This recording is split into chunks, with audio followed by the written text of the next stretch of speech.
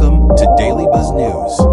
Vusimuzi cat Matlala's empire has crumbled after a shocking discovery inside his prison cell exposed a hidden cell phone, sparking a corruption storm.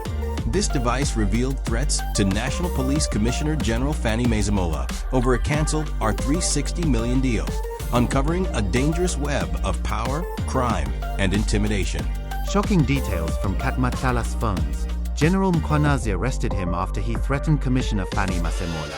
Vusimuzi, Cat Matlala built an empire that seemed untouchable. Known for his immense wealth and flashy lifestyle, this tender tycoon once controlled millions through government contracts, living like a king in sprawling mansions and driving luxury cars worth fortunes.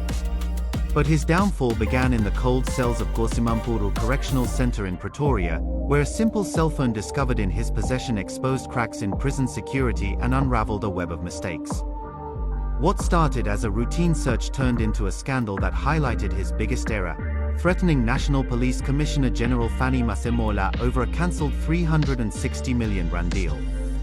This bold move not only accelerated investigations into his affairs but also painted a target on his back, leading to tighter scrutiny and his isolation in a maximum security wing. It all unfolded on a quiet Sunday morning in July 2025, when officials at the Vusimuzi Correctional Center conducted a surprise raid. During this operation, they found a cell phone hidden with Matlala, a 49-year-old inmate already facing serious charges. Matlala claimed he had received the device from another prisoner who had since been released on bail, but the official probe could not confirm this story. Instead, the investigation pointed solely to Matlala as the one responsible for having the contraband. Good morning to your viewers. Cat Matlala is at the CMAX correctional facility because of a reclassification. He is classified as high risk, but also secondly, we continue to do searches, especially these types of searches that we did last night. On Sunday morning, we did a surprise search and we found a cell phone in his possession.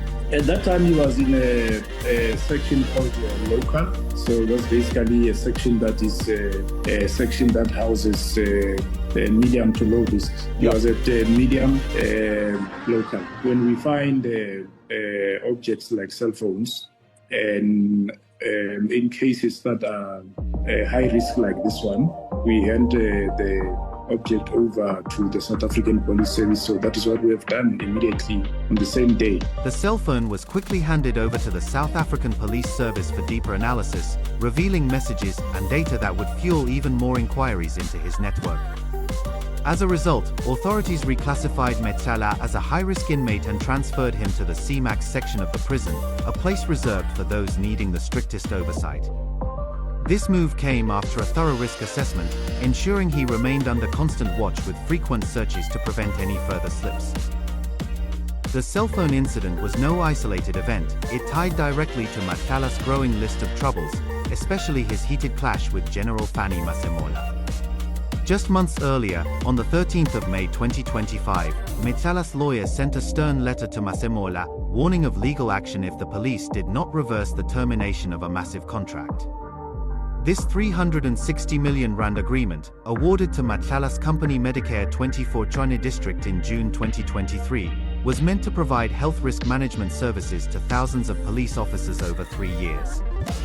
Matlala argued that the cancellation was unlawful and ignored proper dispute resolution steps outlined in their agreement. He demanded that all services continue and accused the police of breaching the contract without fair process. But Masemola stood firm, citing multiple irregularities that made the deal untenable from the start. The tender's problems ran deep, rooted in a bidding process riddled with inconsistencies. Forensic reviews uncovered mismatched signatures on key documents, suggesting someone had tampered with them to push the bid through. Individuals like James Murray and Mike Van Wyk appeared in confusing roles, listed as part of both the parent company and Matlala's franchise operation, which created doubts about the true structure and capabilities of Medicare 24 Tshwane district. Masemola pointed out that Matlala had denied Murray's directorship in the holding company, yet bid documents clearly showed him as managing director, raising flags of misrepresentation.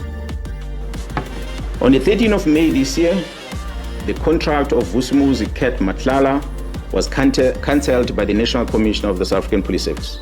On the 14th of May this year, Vusimuzi Cat Matlala sent a message to Brown Mokhosi, which reads, I quote, "Morning, just to let you know that my contract was cancelled yesterday. And I see you've been ignoring me and promising me things that never happened.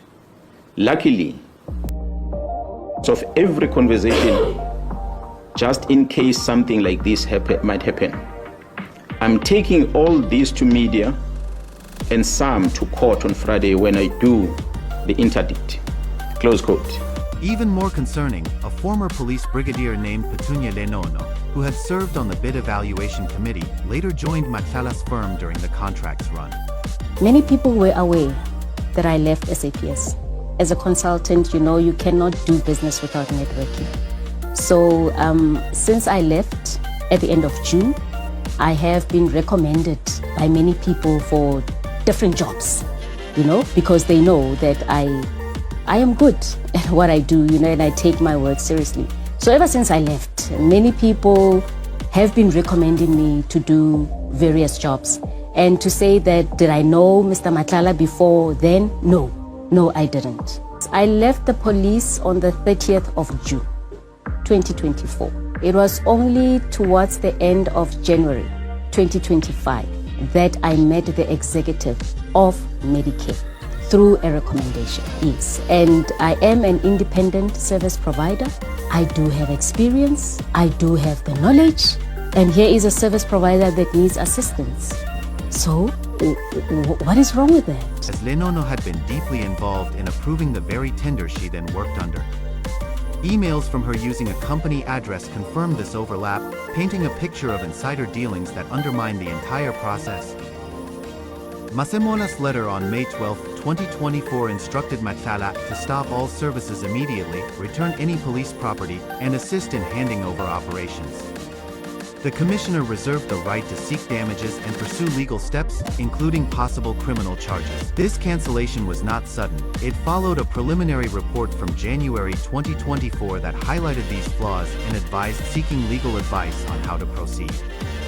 Matlala's threat to sue only intensified the spotlight, prompting Masemola to dig deeper into the Tycoon's connections within the police force itself. Matlala's wealth, often described as filthy rich, stemmed from such deals, but it masked a trail of unpaid debts and broken promises. His company, the sole entity with him as director, raked in millions, yet subcontractors like Fidel Moloi waited months for payments totaling 1.6 million rand. Moloi, who handled parts of the health services work, faced bankruptcy as his own bills piled up, unable to pay staff or rent after advancing funds that were never reimbursed. Employees at Medicare 24 Chane district suffered similar fates, with salaries delayed or paid in parts, and essential deductions for taxes and unemployment insurance never properly handled. In April 2025, the office lost water and electricity due to unpaid bills, forcing workers home. When the tender ended, many were dismissed without their owed wages dating back to March, leaving them in financial ruin. These details revealed how Matlala prioritized luxury over obligations, diverting funds to sustain an extravagant image. His lifestyle was a spectacle of excess, funded by state money that flowed freely after the tender win. Matlala and his family occupied not one, but multiple high-end properties. They owned a massive home in Midstream Ridge Estate near Pretoria, bought for 8.1 million rand in 2020 through his security firm, Cut VIP Protection. Deeds showed it was paid off quickly, likely within a year, allowing them to live mortgage-free. But that was not enough. They also rented a grand mansion in Waterkloof Ridge for 95,000 rand a month, signed after the tender award. This property, hidden behind tall walls, featured expansive grounds visible only from above, offering privacy for their opulent routines. Additionally, Matlala leased a penthouse at the capital Menlyn, Maine, adding another layer to their portfolio of elite addresses. Vehicles matched the grandeur, with a fleet including a 9 million rand Rolls-Royce Wraith, complete with leather interiors and a ceiling mimicking a starry night. Tsakani Matlala, his wife, often drove it, showcasing it in social media videos alongside designer outfits. One such clip, posted a month after the tender, showed her and their daughter in Christian Dior pieces, a handbag worth 95,000 rand and a blouse at 33,000 rand, paired with a Louis Vuitton bag for the daughter at 22,500 rand. Even personal enhancements came from the funds. Tsagani traveled to Turkey for cosmetic surgery in early 2024, with her doctor sharing before and after images that highlighted the results during her recovery. Matlala himself dressed for the spotlight, even in court. At his first appearance, he wore a Dolce & Gabbana hoodie valued at 27,000 rand and Givenchy shoes at 6,000 rand, despite the handcuffs and leg irons. In a later hearing in May 2025, an Alexander McQueen jersey worth 22,500 rand completed his look. This flair for fashion extended back years, but the police tender amplified it, turning modest gains into unchecked splurges. In August 2021, a whistleblower at Gauteng's health department flagged these firms for suspicious payments totaling nearly 5 million rand in 1 month for medical supplies. The whistleblower, Babita Deokaran, identified 217 such entities for review but was tragically killed soon after, leaving questions about the depth of these schemes. These business ties intertwined with personal dramas that landed Matlala in prison. Central to his charges was a shooting on the N1 highway near Santan on an October night in 2023. Teboko Tobejene, a socialite and actress from the show Muvango, was in a car targeted by gunfire. She suffered a wound to her foot, but a passenger named Anele endured far worse, a severe spinal injury from automatic rifle fire that left her paralyzed and reliant on a wheelchair.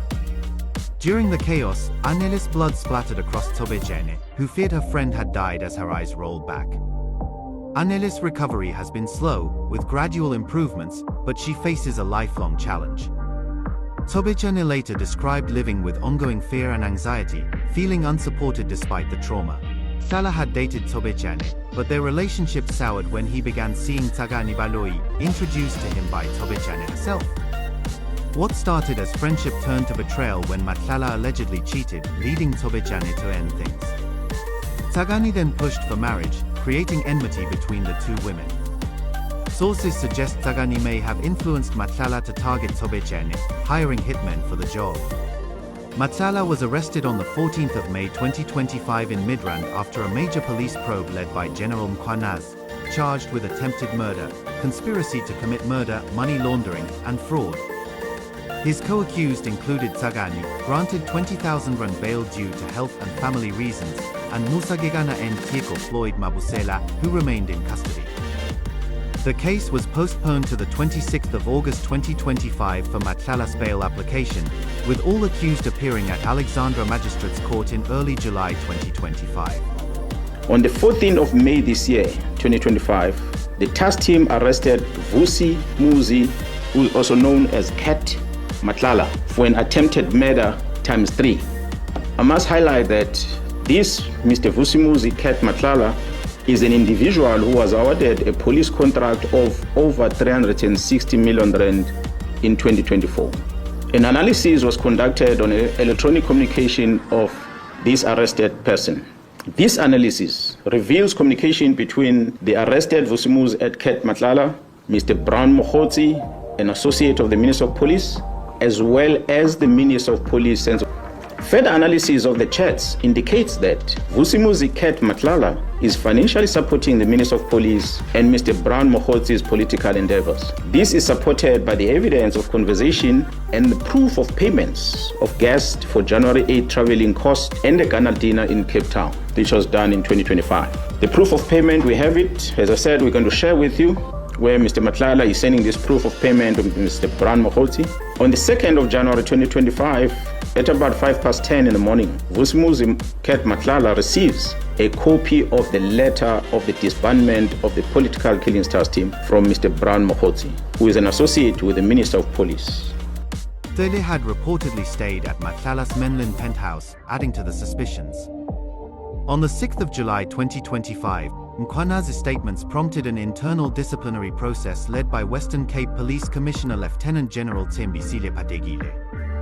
This probe, based on data from Matlala's seized devices, including 2 more phones found at his home, implicated officers in corrupt exchanges. Sessions at the SAPS Johnny Academy involved reviewing messages on large screens, demanding explanations from those involved. Even Deputy National Commissioner Lieutenant General Shadrach Sibia faces scrutiny while on leave. These revelations built on Matlala's past associations, including an arrest alongside figures linked to crime boss Radovan Kretsil. His threats to Masemola over the tender cancellation backfired spectacularly, as the general's response triggered forensic dives into the bid's flaws, exposing the dual roles, insider hirings, and performance failures. The cell phone found in prison amplified this, with its contents likely feeding the ongoing investigations. Prison officials responded by ramping up measures, more patrols, stricter rules on items like meals and bags to block smuggling, and advanced technology for detection. Masela's reclassification to CMAX ensured isolation. This tale of ambition, betrayal, and downfall unfolds. It raises profound questions about trust in systems meant to protect and serve. Thanks for watching Daily Buzz News.